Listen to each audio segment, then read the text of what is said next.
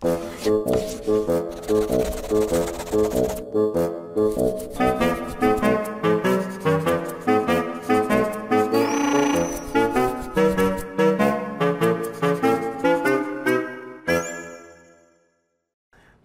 for lecture 18, we're going to primarily focus on transporters. Transporter is like a huge thing. Okay? You should be very excited about transporters. So transport is required when you have a barrier or a separation in space. So if you take a look at this chart, transports, there are several types of transports. You have a non-mediated transport, and then you have a facilitated transport. I'm going to tell you what that means in just a second. What you see is that this chart is the concentration difference across the membrane versus the rate of transport. So let's say you have a membrane, and here you have a lot of solutes, a lot of chemicals. Here you only have two. So we know by chemical potential that these things want to go over here. Yes? There's a potential energy, right? 因为你有 separation 嘛 separation in concentration, 这样子就会有一个 potential energy. Okay? So your chemical potential wants to go to that way. Okay? Now, the more solutes you have on this side, the faster the transport. Okay? That is true. Why? Because the more energy you have in the system, that's going to affect the rate of the transport. But what you see is that non-mediated transport, if you want to have a good transport rate, let's say here is a good transport rate. Let's say, for example, we say here is a good rate. I'm just saying, okay? I'm just saying. Let's say, for example, I want my rate to be here. If it's a non-mediated transport, you have to have a lot of the substrate in order to get to this rate. However, sometimes you don't have that much substrate. So as a result, you want to use a facilitated transport, which you have some kind of a transporter that can help you move whatever you want to move at low concentration. So at low concentration, you can already move things fast. You don't have to rely on simple chemical energy thing. You can actually have a faster transport. This is called the facilitated transport. Okay? You have something that helps the transporter of some kind of molecule. Now, the rate of the facilitated transport eventually max out. That is because it approaches maximum rate when all facilitators are occupied. So let's say you only have 3 transporters. Okay? If all 3 is being used at the same time, then the rate is maxed out. You no longer can increase the rate because that's the maximum rate, unless you have more transporter. Okay? Does that make sense? Yes. All right. Now, transporters, we can sort of group them into 3 types. We have uniport, symport, and antiport. Uniport is like this thing just comes in or out. Okay? That's it. Okay? So it's uni, right? You only do one transport. Okay? Now, more frequently, you will see co-transport. Okay? Co meaning together, right? So co-transport, you have 2 types. You have symport and antiport. Symport is meaning if you want to get subject 1 or substrate 1 in, you have to together bring substrate 2 together. Okay? This could be something like charge, for example. Let's say you want to get something that's positive charge in. Together, you bring in a negative charge to balance the charge inside, for example. Or you can have an antiport or antiport. That's like, let's say you bring in a positive charge. What you do is you can kick out another positive charge, okay? So then you can balance the charge inside. Right? So you have 3 types of transporter. These 3 types of transporters is talking about direction. Okay? Now, if we break them down into the mechanism, okay, you have different types of transport based on mechanism. Okay? You have Well, passive diffusion is not a transporter, it's non-mediated. So this is essentially you go from substrate out to substrate in. You can do that, okay? What kind of molecule can do passive transport? Water? Difficult, because you have that lipid bilayer, right? Lipid is organic, so water is going to be difficult. You have a water channel called aquaporin, okay? What else? Okay, maybe hydrophobic stuff. Maybe you can cross the membrane, because small hydrophobic stuff can maybe, as long as it can cross the hydrophilic, it can cross the hydrophobic. Okay, so that's passive diffusion. Passive diffusion relies on separation in concentration. Okay, it always go from concentrated to less concentrated. Okay, so this is passive diffusion. All right. Next, we have facilitated transport. Okay, for facilitated transport, you have three types. You have protein pores, carrier molecules, and permeases. Okay, and actually, some of them will look so similar to you. You're just like, what? But just note that there are three different things. Okay, now, okay, facilitated transport also rely on the concentration difference between outside and the inside. It's just facilitated, okay? It's just a way for it to cross the membrane. But the direction of whether you want to go from outside in or inside out is based on the concentration difference, okay? You still want to go from more concentrated to less concentrated. Okay? This is chemical potential. You just can't do anything about it. Okay?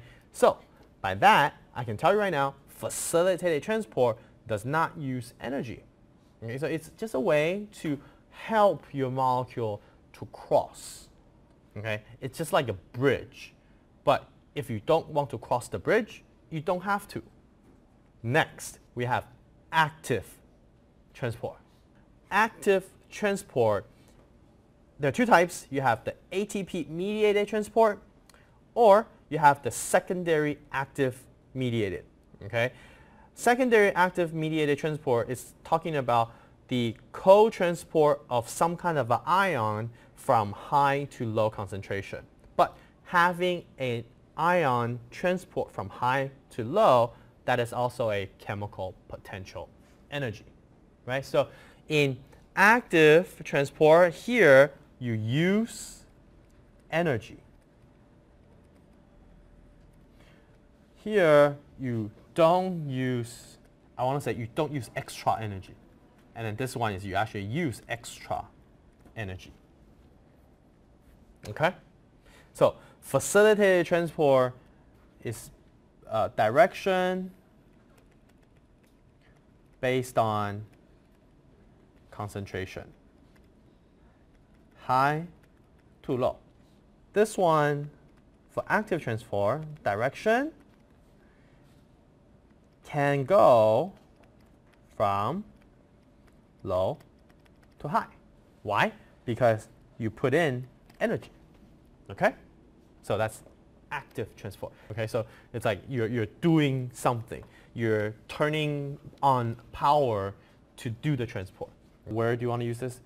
For example, maybe sugar is low on the outside, but you need to do stuff inside. So maybe you want to pump in sugar, something like that. All right, so you have three types.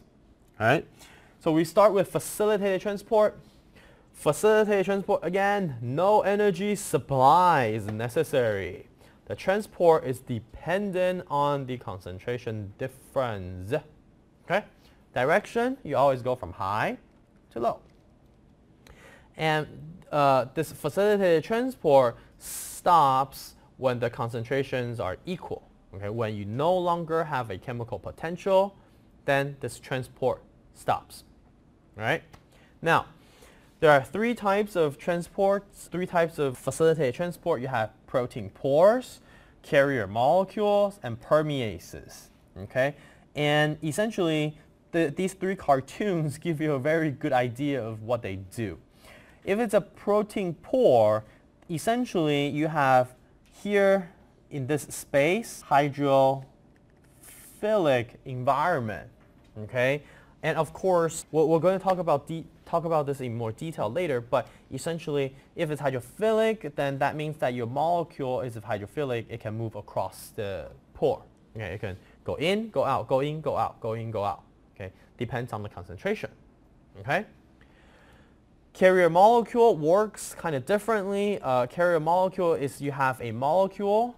This is a molecule that is lipid soluble, and this molecule can interact with the cargo. Okay, it can interact with the molecule that you want to transport. So let's say here you have this thing, it can interact with the carrier molecule, and because this carrier molecule is lipid soluble, so it can move inside the lipid, okay, and it can go here and release, or it can go here and release. Okay. Now, this is obviously going to be a function of concentration. Right? Yes, carrier molecule can take the substrate from here or from here. It can release to outside and to inside. It can do both. Yes, but a net process, we say net process, it's going to go from concentrated to less concentrated. All right, next you have permeases. Permeases are proteins, enzymes? Okay, fine, enzymes. So these proteins, essentially what they do is that they can grab, let's say this is a glucose transporter, glucose permease. What it does is sugar comes in and the shape fit exactly. It fit, right? And then what happens is that sugar gets transported down. Okay, so you don't need to apply extra energy, but it's just that this protein recognizes glucose so that glucose can penetrate through the membrane, because here this is glucose friendly. Glucose come in, and then because on the other side glucose concentration is lower, so it goes to the other side. Again, all of these are reversible. Okay, you can go in, you can go out, but it just depends on which side the concentration is higher. All right. So for protein pores and channels, here this is aquaporin, the thing that transports water. Okay, aquaporin has a very narrow channel, something like 0.28 nanometers. So I guess that's the size of water approximately, right? And what you have is you have electrostatic repulsion of hydronium ion and the reorientation of water as they pass through the central restriction. Okay, so essentially what you have is you have extracellular, you have intracellular. Okay, and what you get is essentially a small channel that only water can go through. Only water can go through. Right, so this is the aquaporin. Next, you have sodium and potassium ion channels. Okay, and these ion channels are highly specific due to a selectivity filter. And the selectivity filter is based on the geometry of the chelating residues. All right, and what happens is that sodium and potassium, even though they're monovalent ions, but the size is different. Okay, so because their size is different, then the chelating process, do you guys know what chelating process is? Or chelation, meaning that you have negative charge groups that grabs the metal ion. Okay, that's a chelation, like EDTA is a chelator, that kind of stuff. Okay, so what happens is that based on the size of the metal ion and of course the charge of the metal ion, then this process can only happen if, let's say, you have a sodium channel, then it'll grab only a sodium ion. If it's a potassium channel, then it'll only grab a potassium ion. Okay, so these ion channels are very specific as well. Okay, because the substrate differs in size. Okay, differ in charge. Okay, let's say potassium channel will not grab like calcium, for example. Calcium is 2+, potassium is 1+. Okay, carrier molecules is something slightly different. Carrier molecule is a molecule, so it's not a protein or anything like that. For example, you have ionophores. Ionophores, okay? Ionophores is something that grabs ions, okay? Ionophores will bind to ions, and for example, sometimes bacteria will use this as antibiotics, okay? So what happens is that you have this thing called valinomycin, okay? Whatever mycin is antibiotics, okay? So what you can have, you can imagine this process where I produce, okay? I can produce this valinomycin molecule, and valinomycin is very hydrophobic, okay? So it's a roughly spherical cyclic polypeptide that is hydrophobic, okay?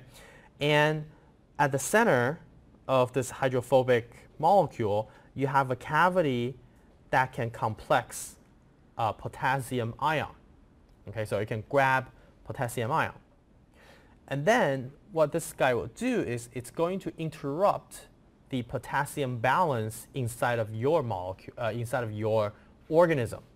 So I produce valinomycin, and then valinomycin will mess up the potassium concentration in another competing organism, and thereby killing this other organism.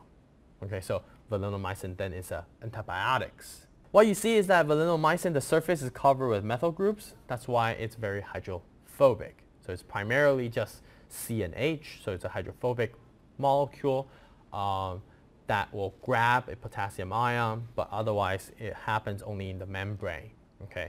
And the goal is that it disrupts the potassium concentration inside the cell, okay? Make sense? All right. Permeases, you have, for example, glucose permease. The glucose permease of your erythrocytes can increase the glucose diffusion rate by about 50,000-fold. Okay, so your red blood cell without the glucose permease, let's say the rate is 1. With the glucose permease, it can grab glucose faster, about 50,000 times. Okay, so it's a very rapid process. Now, glucose permease is a transmembrane protein, okay, organized in such a way that a hole will facilitate glucose binding. Okay, and how does it facilitate glucose binding?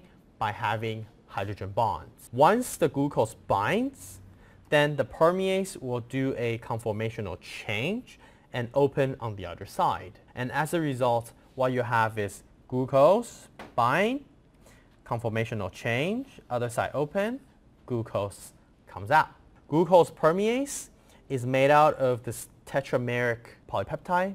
Okay, so you have 1, 2, 3, 4. Okay, it's a tetramer.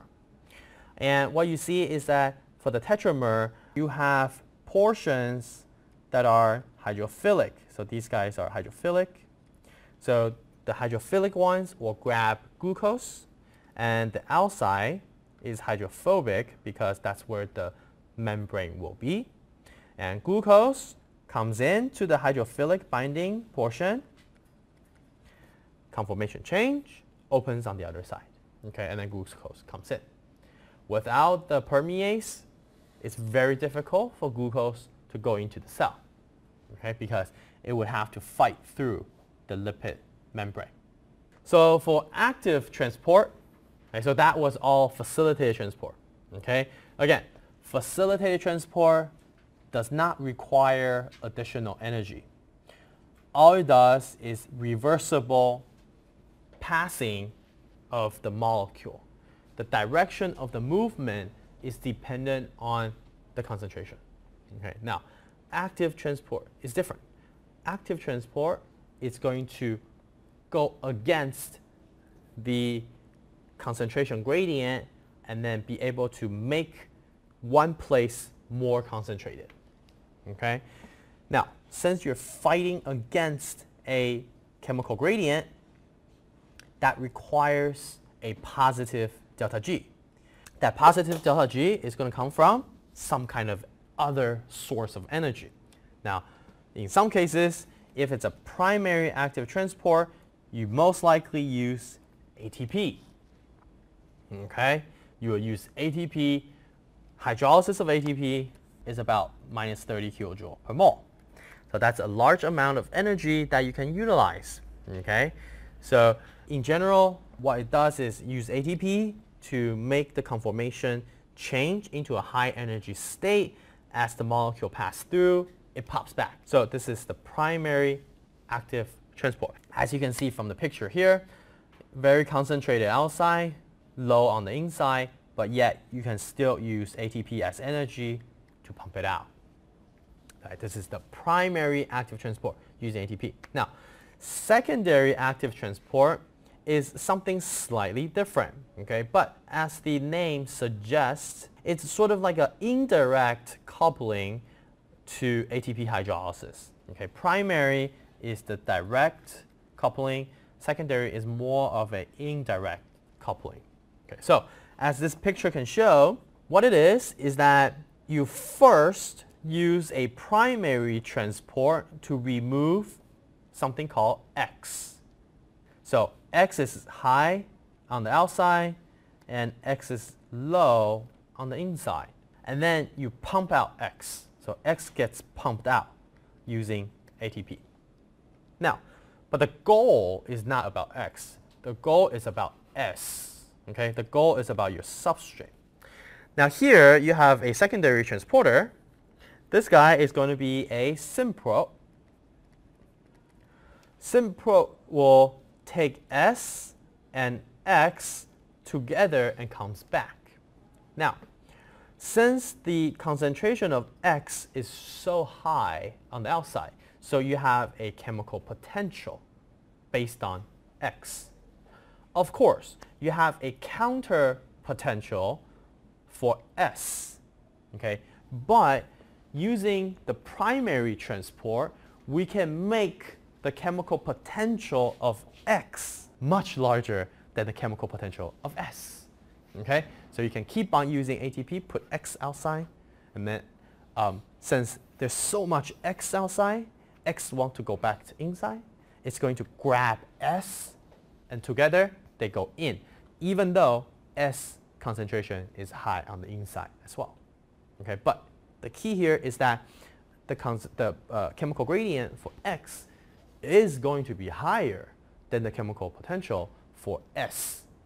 Okay, does that make sense? Okay. Now, how do you generate such a high chemical potential for X? You use ATP. Okay, so ultimately, it comes down to ATP, okay, or some kind of a chemical gradient. You have to think about, if it's an active transport, you have to think about where is the energy coming from. All right, primary active transport. Okay, so let's say for a typical cell, you have surrounding the cell in the medium, you have about 100 millimolar of sodium and about 5 millimolar of potassium. However, inside of the cell, you have the reverse. You don't have so much sodium, but rather you have a lot of potassium. Okay? So how does that happen? Obviously, you're going against some kind of a process. Okay? So this is achieved through active transport. All right? This is the sodium and potassium transport. Right? What you have is this.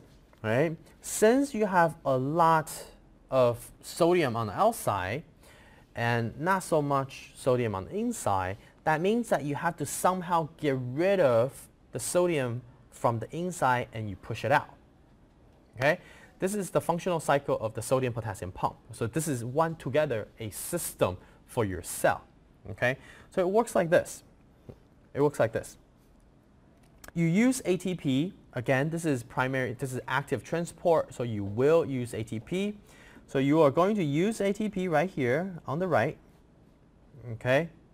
You use the ATP such that what you do is you change the enzyme's conformation from facing outside to facing inside.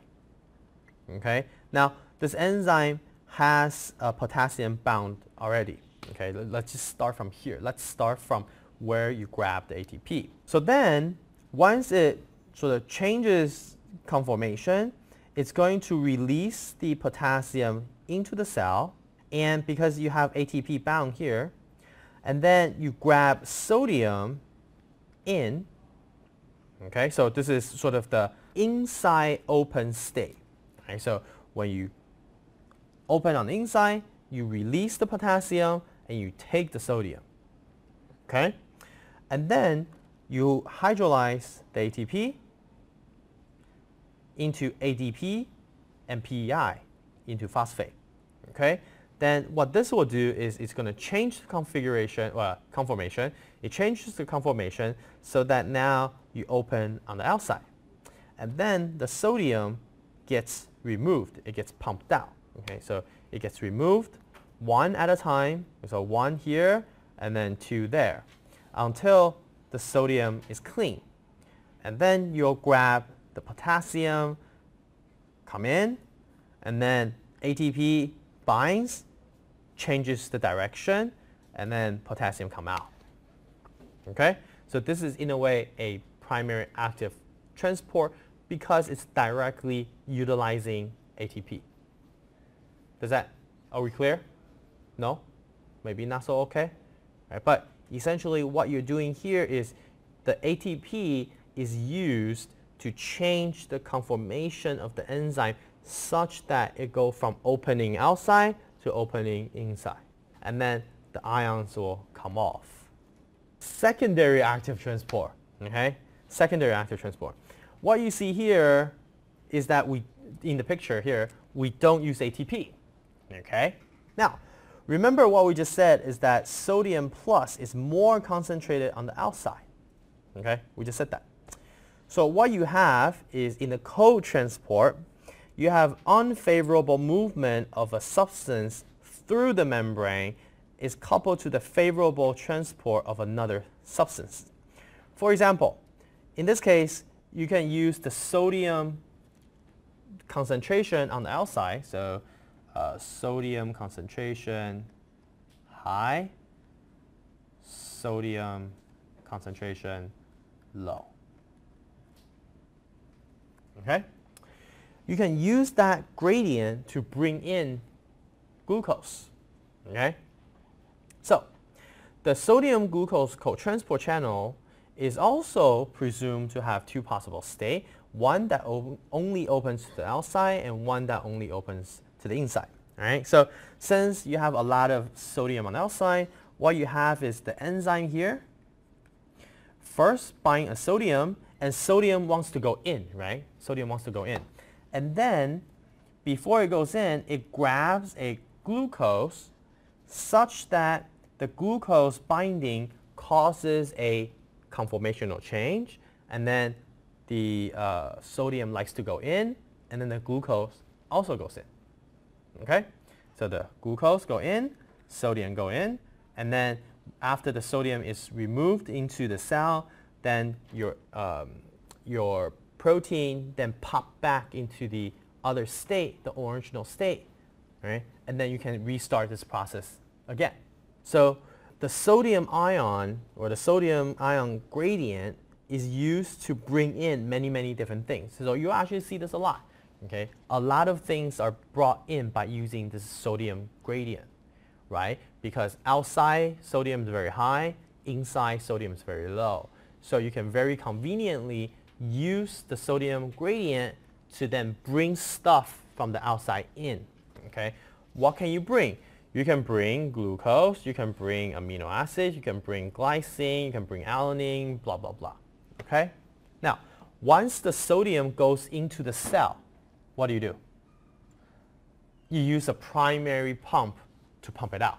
Okay? What is the primary pump? Right here. This is the primary pump that gets rid of the sodium. Okay? Does that make sense? So you can, repeatedly pump sodium out using the primary active transport, and then use that gradient to bring stuff in. Okay? And then this is the secondary co-transport. Okay? 1 second. All right?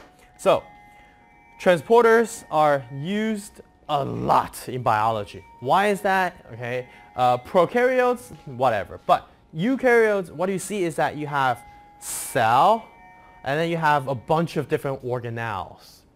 And all these organelles, they have to function, okay? And they have to be able to sort of communicate with the entire cell. How do they do that? You have to have transporters that get things in and out. For example, mitochondria, we know from general biology, is the engine of your cell. This is the place where you produce ATP, right? How does it produce ATP? You have glucose come in, gets metabolized to become this intermediate called pyruvate. Pyruvate comes in and then gets oxidized and becomes CO2. And then in the process, you generate ATP. ATP comes out, and then your cell can use ATP, okay? Etc., etc. So you can take a look at this chart, and you can see how in every organelle, you have to have some kind of a transporter in order for that organelle to function. Like the nucleus makes DNA, you have to have your dNTP in order for the nucleus to make new DNA. Okay? So hopefully, this part of the lecture just gives you an idea of what kind of transporters are out there. Okay? But remember, you have facilitated and active. Okay? Please know the difference between facilitated transport and then active transport. One is no additional energy is needed. The other one is you need to provide additional energy. Okay?